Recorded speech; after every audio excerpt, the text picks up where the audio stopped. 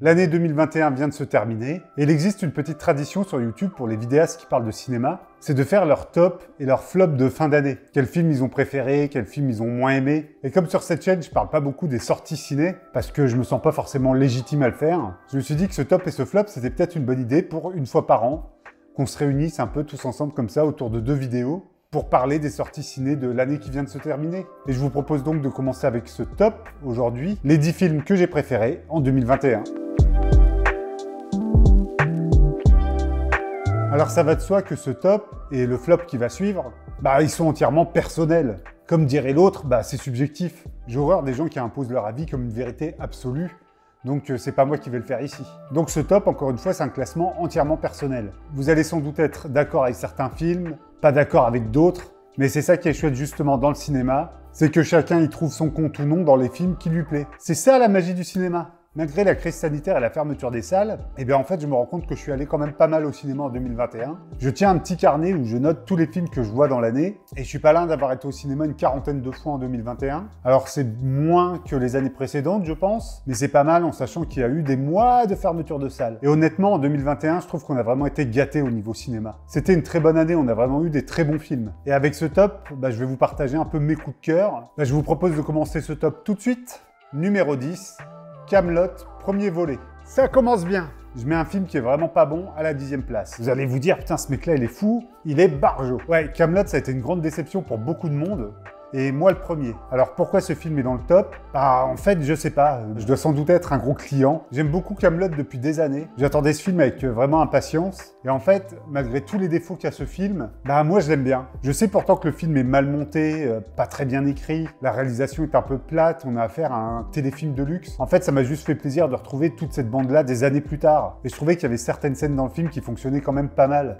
Notamment la scène où Arthur escalade la tour pour aller retrouver Guenièvre, ou encore les 2 derniers plans du film, que je vais pas vous spoiler ici, mais qui dégagent un petit souffle épique au tout. Et il y a vraiment un truc qui m'a marqué dans ce film, c'est la musique. Autant Alexandre Astier n'est pas forcément un bon monteur ou un bon réalisateur, je trouve, mais autant niveau composition, je trouve qu'il est très bon. Et la musique de Kaamelott est vraiment chouette. J'ai beaucoup hésité avant de mettre Kaamelott dans ce top, parce que je sais que, objectivement, si je prends du recul et que j'analyse un peu tout, c'est pas forcément une grande réussite. Mais pour la 10e place, je me suis dit que le fanboy qui était un peu en moi allait parler, et puis que j'allais mettre le film, tout simplement. Je suis tellement un gros client que j'ai acheté le coffret 4K du film. Donc ouais, on commence assez fort avec Kaamelott, mais je trouve que malgré tous ses défauts, il y a des beaux moments dans le film. Après, au niveau de l'image, on passe de choses vraiment très belles dans le film, à des choses vraiment très laides. Le film est très inégal à ce niveau-là. C'est vraiment le montage, je pense, qui est vraiment brouillon. Je pense que les flashbacks aussi dans Kaamelott, ils n'étaient pas indispensables. Surtout que Alexandre Astier avait fait une saison 6 entièrement dédiée à la jeunesse d'Arthur. Bref, le film a plein de défauts, mais moi je l'aime bien. Et je l'ai revu récemment en Blu-ray 4K, et je l'ai revu un peu à la hausse. Et je sais pas, moi ce film-là, il m'a plu. Il m'a touché. Ça doit être la nostalgie qui parle et qui m'a emporté. Mais voilà, je trouve que Kaamelott, ça mérite quand même sa place en top 10. Même si le film est loin d'être parfait, même si j'ai été déçu, moi, Kaamelott, ça reste à la 10e place quand même de ce top, parce que c'est une Madeleine de Proust, c'est beaucoup de nostalgie, beaucoup de souvenirs qui sont remontés, et j'étais vraiment content de retrouver toute cette troupe. C'est un peu comme retrouver des copains qu'on n'a pas vus depuis 10 ans et passer un bon moment avec. Voilà, pour moi, Kaamelott, c'était ça. J'ai retrouvé des bons copains et j'ai passé un super moment. Numéro 9, Zack Snyder, Justice League. Alors moi, j'attendais pas particulièrement ce film. Je sais que beaucoup de fans l'attendaient, il y avait eu le fameux hashtag, mais en fait je me suis dit que c'était juste un coup de studio qui allait nous balancer une version remontée du film pour faire plaisir aux fans, et j'ai attendu très longtemps avant de le voir. Faut dire que c'était quand même aussi un peu du jamais vu d'avoir des fans qui réclament un film parce qu'un réalisateur avait quitté le projet et que ce film voit le jour avec une nouvelle version, un nouveau montage, et qu'on retourne même quasiment les 3/4 du film. Et je m'attendais à avoir un film fait de bouts de ficelle, un peu mal branlé, et en fait, waouh, quel plaisir! En fait, la Justice League par Zack Snyder, c'était vraiment cool. J'ai pas vu les 4 heures passer. J'ai passé un super moment. J'ai été ému, touché. J'ai trouvé qu'il y avait un véritable souffle épique à l'histoire. Par exemple, j'ai vu aussi Spider-Man cette année que j'ai trouvé catastrophique. Comparé à Spider-Man, Zack Snyder, lui, sait iconiser ses héros, mettre en image des super-héros. Ce que j'ai beaucoup aimé notamment dans cette Justice League de Zack Snyder, chaque plan du film est quasiment un tableau. Alors oui, il y a aussi un peu tous les mimiques de Zack Snyder qui reviennent, les ralentis à outrance, mais j'ai bien aimé qu'il approfondisse le scénario de Flash, de Cyborg, qu'on en sache beaucoup plus sur tous ces gens-là. Toutes les blagues un peu à la con de Joss Whedon, ici, sont passées à la trappe. En fait, j'ai totalement redécouvert un autre film. On était loin d'avoir simplement quelques reshoots et quelques retouches. J'ai l'impression qu'on avait quasiment un nouveau film devant les yeux. Et généralement, j'aime pas trop ces mouvements de fans sur Internet qui veulent absolument qu'on leur donne ce qu'ils veulent. Bien là, pour une fois, j'ai trouvé que ça avait du sens. Donc ouais, prenez-en de la Justice League de Zack Snyder. Faut avoir 4 heures devant vous, mais c'est pas mal. On a un vrai blockbuster réfléchi, intelligent, bien mené, bien monté, avec des super-héros iconifiés. Zack Snyder a vraiment un sens de l'esthétisme qui correspond très bien à l'adaptation de comic book, et il nous le démontre encore dans ce film-là. Encore une fois, j'ai trouvé que Ben Affleck faisait un super Batman. Si je devais faire mon fan de comic book, je dirais que c'est un peu mon Batman préféré. Les personnages de Flash et Cyborg ont enfin une grosse importance. L'arrivée d'un nouveau méchant, Darkseid, très bien amené. Le méchant qui était juste ridicule dans la version Joss Whedon, ici a une vraie importance, a beaucoup plus de charisme. L'histoire des Mother Box est bien mieux amenée. Et c'est chouette qu'un studio ait laissé la possibilité à un réalisateur de s'exprimer à 100% et de ressortir son œuvre comme il la voyait lui au départ. Numéro 8, Le Sommet des Dieux. Le Sommet des Dieux, c'est un film d'animation français qui nous raconte l'histoire d'alpinistes et d'un journaliste qui part justement à la recherche d'un alpiniste. Et bordel, qu'est-ce que ce film est beau! L'animation est vraiment belle, les décors sont beaux, les couleurs sont vives. Ça fait assez longtemps qu'un film d'animation français ne m'avait pas touché à ce point. En plus, Le Sommet des Dieux n'hésite pas à aller dans le côté sombre des personnages quand il le faut, à aborder des sujets durs, et là où souvent les films d'animation riment avec films pour enfants, en fait, Le Sommet des Dieux, c'est tout le contraire. On a là un vrai film réfléchi. On a là une espèce de polar qui se passe dans les montagnes. On suit comme ça la quête du journaliste qui est passionnée et passionnante. Et là, encore une fois, la musique est dingue. Je me rends compte que c'est un grand point commun entre beaucoup de films de 2001, c'est que c'est la musique des films qui m'a beaucoup marqué. Et Le Sommet des Dieux, il déroge pas à cette règle. La musique était incroyable. Le film est assez court en plus, je crois, donc il passe vraiment tout seul. Parce que ouais, ça c'était aussi une tendance de 2021, on a eu des films de 3-4 heures. Je sais pas trop quoi vous dire de plus sur Le Sommet des Dieux, à part mangez-en, allez-y. Non, Le Sommet des Dieux, c'est juste beau en fait. C'est juste un beau moment. Une belle histoire, bien menée, bien racontée, bien animée, bien mise en musique. En fait, c'est un film d'animation, mais c'est avant tout un vrai film de cinéma. Numéro 7, La Loi de Téhéran. Déjà l'intro de ce film. Elle vous met déjà une bonne claque. On est là sur un polar iranien qui va nous raconter un peu la justice là-bas, comment ça se passe, les rouages de celle-ci, et surtout sa relation au trafic de drogue. En gros, ça rigole pas pour le moindre gramme qu'on peut trouver sur vous, c'est la peine de mort. Et donc on va suivre principalement deux personnages, qui sont un flic et un trafiquant de drogue. Le film se sépare un peu en deux, on a une première partie sur le flic et une deuxième partie en prison, et ça nous dépeint vraiment une justice iranienne très forte, très dure. On voit les conditions dans lesquelles le trafiquant de drogue est détenu en tôle. Et ouais, ça rigole vraiment pas, hein. C'est le moins qu'on puisse dire. On arrive même à avoir un peu d'affect pour ce trafiquant de drogue. Et à l'inverse, on arrive même un peu à détester le flic parce qu'il a des méthodes très dures et très brutes. Donc les rôles sont comme ça un peu inversés au fur et à mesure du film. La photo est magnifique, la mise en scène est grandiose. Ça fait plaisir, on a quelques années comme ça que des films iraniens arrivent en France. Je pense notamment à Une séparation qui est arrivée il y a quelques temps. Et c'est une mise en scène qui n'est pas forcément très tape à l'œil. La photo du film est très belle, mais très âpre et très réaliste. Donc ouais, La Loi de Téhéran, c'est un film, il faut être quand même bien accroché quand on le regarde, parce que c'est quand même très dur. En plus d'être un vrai film social qui parle de l'Iran, c'est aussi un vrai polar. C'est un coup de poing tout droit venu d'Iran, ce film. Numéro 6, Pleasure. Alors le pitch de Pleasure, c'est simple. C'est l'histoire d'une jeune fille qui veut se lancer dans le porno aux États-Unis. Et autant vous dire que le pitch de base ne me plaisait pas du tout. Je suis allé voir ce film pour faire plaisir à ma conjointe parce qu'elle voulait absolument le voir, parce que le sujet lui plaisait.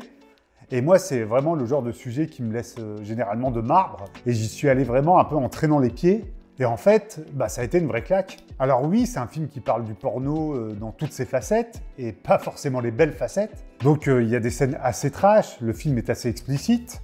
On voit pas mal de choses. Les acteurs porno qui jouent dans le film sont pour la majorité des vrais acteurs porno. Il y a des scènes assez violentes, assez trash. Mais justement, c'est peut-être ça qui est bien aussi avec ce genre de cinéma, c'est de se faire remettre les idées en place et de se prendre une gifle. Et en vous montrant que ces réalités-là existent aussi. On n'est pas très loin, on est aux États-Unis, on n'est pas dans un pays sous-développé ou ce genre de choses. Et pourtant, les conditions dans lesquelles les actrices travaillent, du moins dans le film, sont un peu catastrophiques. Je pense notamment à une scène où elle fait un porno avec deux mecs qui la violentent. Enfin, c'est assez trash, mais c'est pas que ça, Pleasure.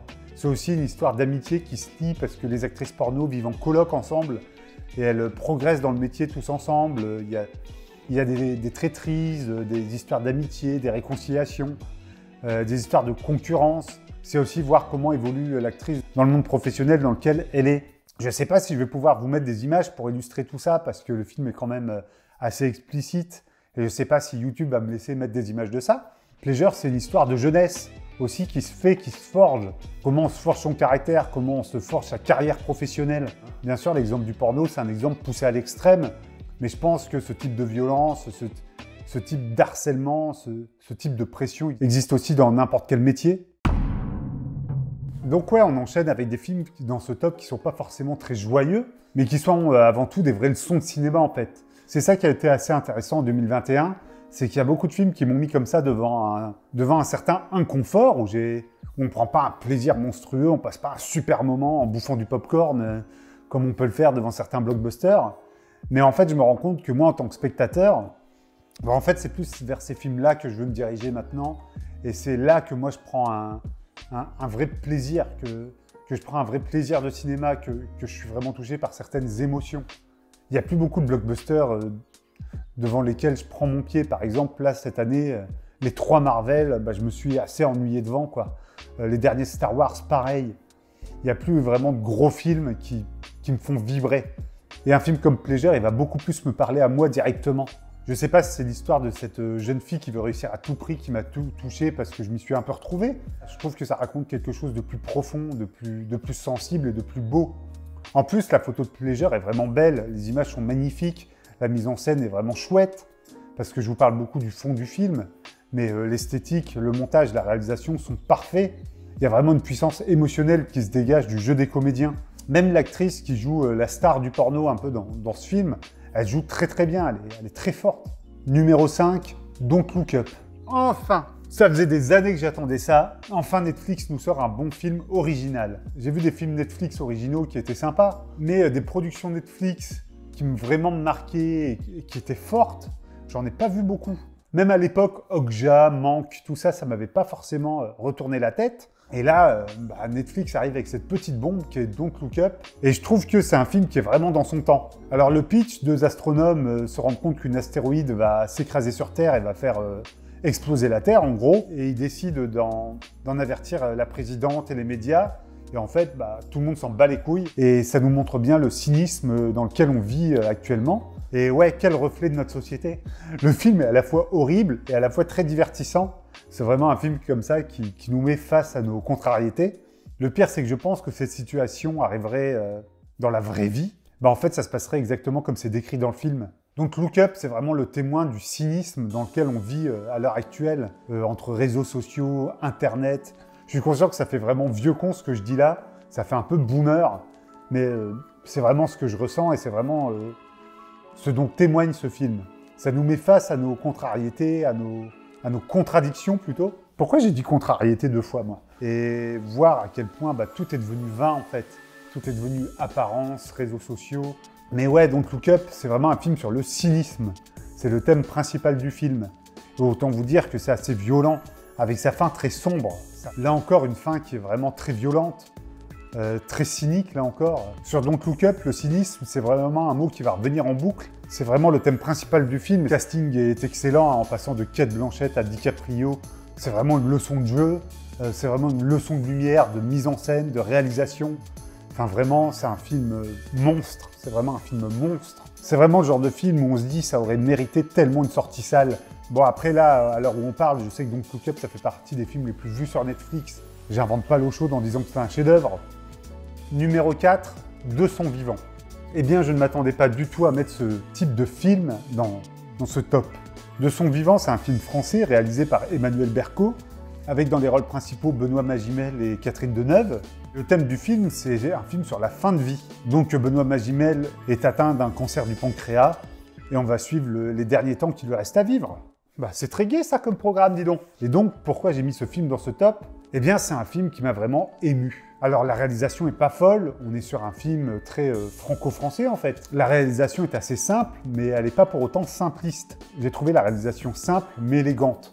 Et j'ai trouvé surtout que les acteurs étaient justes dans les situations qu'ils traitent. On pourrait vite tomber sur un film très nihiliste, très sombre. Alors j'irai pas jusqu'à dire que le film est joyeux, n'exagérons rien, mais le film arrive quand même à survoler son thème et à pas tomber dans tous les clichés des films qui pourraient parler de cancer, justement. Et ça faisait longtemps que j'avais pas vu Benoît Magimel bon dans un film. C'est bête, mais je trouvais qu'il se perdait un peu ces dernières années. Et là, dans le film, il est vraiment chouette, quoi. Il tient le film à bout de bras et il le fait bien. Il y a aussi un des rôles principaux qui est un médecin dans le film. Et en sortant de là, je me suis dit, waouh, ce médecin, c'est peut-être le meilleur acteur du film. Qu'est-ce qu'il joue bien, il est tellement juste. Et en fait, en me renseignant, je me suis rendu compte que ce médecin, c'était un vrai médecin, un vrai spécialiste des cancers. Je crois qu'on dit un endocrinologue, un endocrinologue. Et ben en fait, si un jour j'ai un cancer, moi je veux un médecin pareil. Hein. Il est incroyable. Alors ouais, il y a un moment de mise en scène qui est un peu facile. Je sais pas, moi ce film m'a touché, il m'a ému. Je crois qu'en plus Catherine Deneuve a fait un AVC pendant le tournage de ce film. Ça se voit pas, elle est toujours aussi élégante des années après.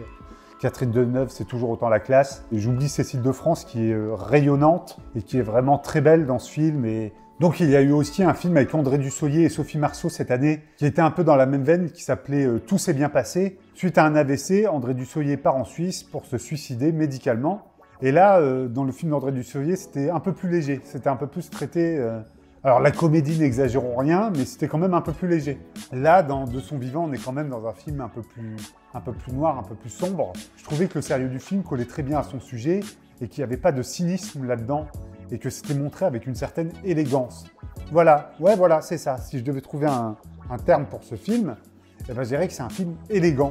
Et voir un film élégant, classe, assez simple, en fait, moi, ça m'a fait du bien. Et sans doute que le thème comme ça du cancer m'a touché, je ne sais pas pourquoi. Mais voilà, le film est fort, le film est puissant. Numéro 3, 7 jours. Je n'ai vu personne parler de ce film cette année. 7 jours est passé vraiment inaperçu. Donc 7 jours, c'est un film d'animation japonais qui est sorti dans très peu de salles en France, je crois, qui nous raconte un peu l'histoire de lycéens qui décident de passer un moment ensemble dans une usine abandonnée pour passer un dernier moment ensemble parce qu'ils sont tous potes et ils veulent passer un moment entre lycéens, tout simplement. Et donc, dans cette usine abandonnée, ils vont trouver un réfugié, un enfant réfugié qu'ils vont prendre sous leur aile et qu'ils vont protéger parce que la police va essayer de les déloger de cette usine pour récupérer ce gamin réfugié. Et ouais, pour un film d'animation japonais, c'est très fort. On est un peu dans le même mood que les films de Makoto Shinkai, comme Your Name ou Les Enfants du Temps. Les Japonais ont ce savoir-faire et cette force de traiter des sujets très graves de manière très légère. Et 7 jours, c'est tout à fait ça. 7 jours, ça reste un film qui, dans sa mise en scène, et dans son animation et dans ses couleurs, est très vif et très joyeux. Et pourtant, le thème est très sombre. Ça nous parle de cette nostalgie un peu du lycée où on se retrouvait tous entre amis, les moments un peu d'insouciance. Cette insouciance qui est même montrée par le lieu que les adolescents choisissent pour se retrouver. Hein. Ils se retrouvent dans une usine abandonnée, qui est une ancienne mine. Ça reste un lieu assez dangereux, mais les gamins s'y retrouvent. Un des enfants a un père policier, qui fait partie de ces policiers qui veulent déloger le réfugié. Et donc ça parle aussi de la relation qu'on peut avoir quand on est ado avec ses parents. De là à dire que ça traite de la crise d'adolescence, absolument pas. Mais ça parle de toutes ces réflexions qu'on a quand on est ado, de ces questions qu'on se pose. Est-ce que quand on est ado, on se rebelle un peu contre sa famille et sa vraie famille, ça reste un peu ses amis. Je trouve que ça traite tout ça avec une certaine élégance et une certaine classe, avec cette légèreté et ce côté un peu pop qu'a l'animation japonaise. On a ces chansons de J-pop qui arrivent régulièrement dans le film, cette musique très légère. On est dans un anime japonais qui reflète la réalité japonaise, le quotidien qu'on peut vivre au Japon. Et je sais pas, c'est peut-être aussi parce que le Japon me manque en ce moment. Ça fait un bon bout de temps que j'y suis pas retourné, j'aimerais beaucoup y retourner. Et avoir vu ce film, peut-être que ça a joué un peu comme une Madeleine de Proust aussi sur le Japon et sur moi. Ouais, les Japonais, ils sont très bons pour doubler les animes, quoi. Ils ont une manière de jouer très particulière, où ils accentuent comme ça les émotions. Je sais pas si c'est le phrasé japonais qui fait ça. Ils ont toujours ce côté d'en faire un peu trop, les Japonais, dans leur mise en scène, mais c'est jamais too much. On voit les enfants pleurer avec des grosses larmes comme ça, qui brillent au soleil. Enfin, il suffit de voir Your Name ou Les Enfants du Temps, on est typiquement là-dedans, avec des ralentis, des effets de lumière, de soleil comme ça, de lens flare. 7 jours, il y a un peu de ça là-dedans, mais pourtant, c'est jamais too much. C'est jamais, on se dit jamais qu'ils en font trop, et ça va droit au but, droit au cœur. Numéro 2, The Green Knight. Alors ouais, je sais. Alors ouais, je sais ce que vous allez me dire. The Green Knight, il n'est pas sorti au cinéma. Il est sorti juste sur Amazon, là, récemment, en 2022. C'est même pas un film de 2021. Mais moi, j'ai une excuse. C'est que pour moi, The Green Knight, c'est vraiment un film de 2021. Je l'ai pas piraté. J'ai horreur du piratage, d'ailleurs. Je télécharge jamais légalement. Non, The Green Knight, moi, je l'ai vu en salle en 2021. Tout bonnement parce que The Green Knight est sorti en Belgique. Et j'habite à 1 heure de route de la frontière belge. Et pour mon anniversaire, on s'est fait ce plaisir avec ma compagne de prendre notre voiture, d'aller à Anvers et de passer une journée à Anvers où on a fait un resto, on s'est baladé dans Anvers. Et on a été dans la journée au cinéma à l'UGC d'Anvers où Green Knight était à l'affiche. Et donc j'ai eu la chance en 2021 de voir The Green Knight en salle. Et j'ai la preuve de ce que je vous dis là, c'est que j'ai le ticket ici. Alors le pitch, c'est assez compliqué à résumer, je pense, The Green Knight.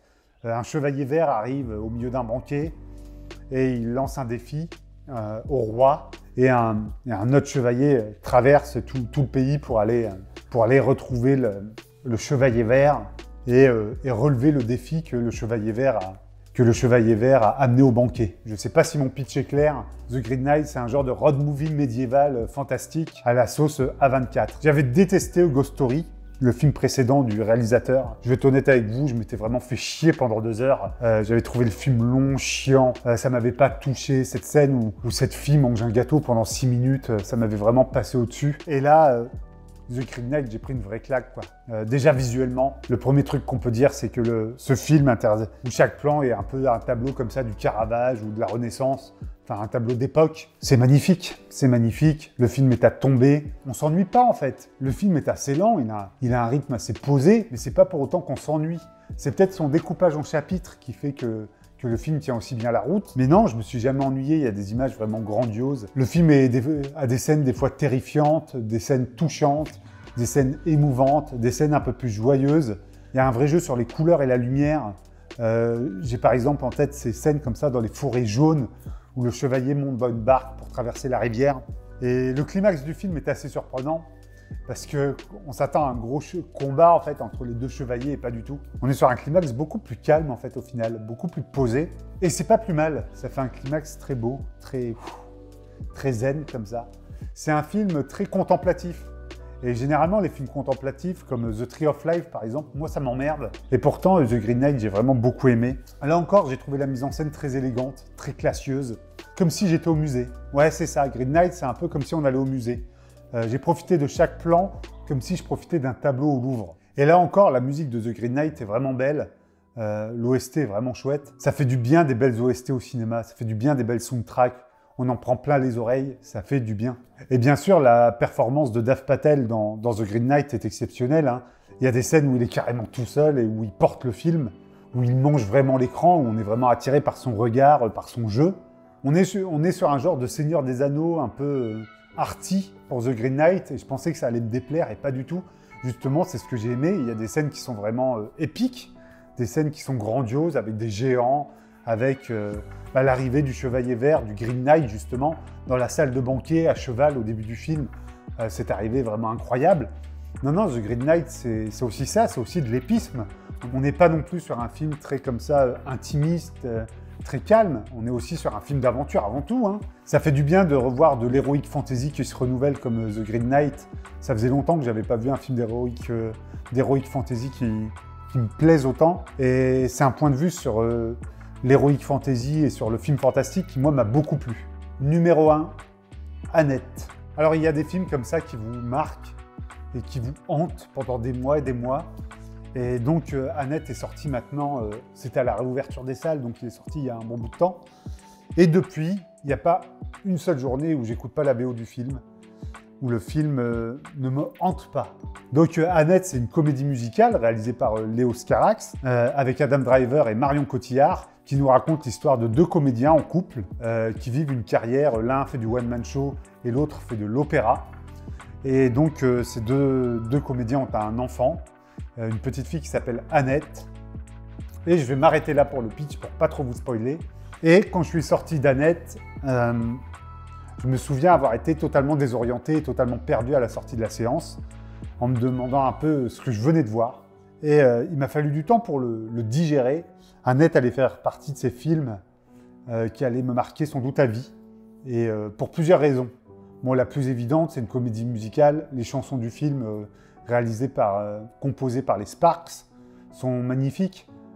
Rien que l'intro du film est incroyable. Et donc cette intro de film qui commence avec la chanson So May We Start et on voit tous les comédiens comme ça marcher dans la rue avec le réalisateur, le groupe de musique qui nous invite, nous spectateurs, à nous asseoir confortablement dans notre siège avant que le film en lui-même commence vraiment. Enfin, j'ai trouvé ça vraiment fort. Adam Driver est incroyable. Et c'est marrant parce que j'ai cette histoire de deux comédiens en couple qui s'engueulent un peu et qui s'embrouillent. J'ai fait le parallèle avec le film aussi sur Netflix dans lequel il y a Adam Driver qui est Marriage Story, où Adam Driver est là aussi incroyable. J'avais détesté Adam Driver dans Star Wars, et là ça fait 2-3 films où il me met vraiment des claques. Je ne sais pas pourquoi, il y a un truc qui me hante chez Adam Driver, c'est ses paluches. Je trouve qu'il a des mains incroyables. Déjà, ses mains doivent faire la taille de ma tête. Bon, tout le casting de Annette est incroyable. Marion Cotillard, dont je suis vraiment pas fan, elle est exceptionnelle dans le film. Mais non, tout le film est incroyable. La mise en scène, les images, c'est fou. À un moment, ils chantent alors qu'ils sont à bord d'une moto. Comment ils ont mis ça en scène, je sais pas. Parce qu'à l'image, j'ai vraiment l'impression qu'ils chantent pour du vrai, quoi, que c'est pas fake. Donc la mise en scène est très forte, vraiment. Même si la première fois que la petite fille apparaît, on est assez surpris parce qu'elle a une particularité. On se laisse quand même embarquer par cette particularité. Les choix de mise en scène, même les plus fous, fonctionnent. Des fois, dans les comédies musicales, la musique tombe un peu comme ça, comme un cheveu sur la soupe. Et là, dans Annette, c'est jamais le cas. La musique arrive toujours au bon moment. Vraiment, non, ça a été vraiment un coup de cœur. Ça m'a mis un coup de poing. Devant ce film, j'ai été ému. J'ai dû chialer devant le film. Comme c'est pas permis. En fait, Annette, c'est juste beau. J'ai pas réfléchi longtemps avant de mettre Annette en top 1. J'ai même pas réfléchi du tout. Il y a même un moment où en voyant Annette, je me suis dit, j'aimerais tellement réaliser une comédie musicale, même en court-métrage. Ça doit être très compliqué aussi. Je crois que le dernier film qui m'avait marqué autant qu'Annette, c'était Walter Mitty de Ben Stiller. C'est très rare, ces films qui arrivent comme ça et qui marquent mon âme comme ça au fer rouge. Mais Annette en fait partie.